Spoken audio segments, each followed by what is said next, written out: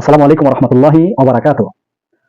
সুনানে আবু দাউদ 3728 নম্বর হাদিস, হযরত ইবনে আব্বাস রাদিয়াল্লাহু তাআলা আনহু থেকে বর্ণিত। রাসূল সাল্লাল্লাহু আলাইহি সাল্লাম বলেছেন যে তোমরা কোনো গরম বা তরল পানি বা বস্তুর উপর ফু দিও না।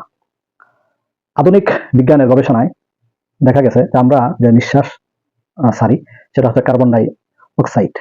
তো যখন পানি বা তরল বস্তুর উপর এই নিঃশ্বাস ফেলা হয় কার্বন ডাই অক্সাইড, সেটা পানির বা তরল পদার্থের সাথে বিক্রিয়া হয়ে কার্বন অ্যাসিড বা কার্বন অ্যাসিড নামে একটা পদার্থ যুক্ত হয়, যারা পাকস্থলীর জন্য ক্ষতিকর।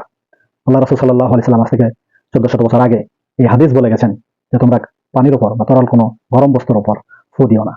সেটা আজ এত বছর পরে বিজ্ঞানীরা গবেষণা করে দেখেছেন যেটা আমাদের পাকস্থলীর জন্য ক্ষতিকর। সুতরাং আল্লাহ রাসূলের সুন্নাহ, প্রত্যেকটা সুন্নাহ আমাদের জন্য উপকারী। আমরা সুন্নাহ মেনে চলবার তৌফিক চেষ্টা করি। আল্লাহ তাআলা তৌফিক দান করুন। আমিন। আসসালামু আলাইকুম ওয়া রাহমাতুল্লাহি ওয়া বারাকাতুহু।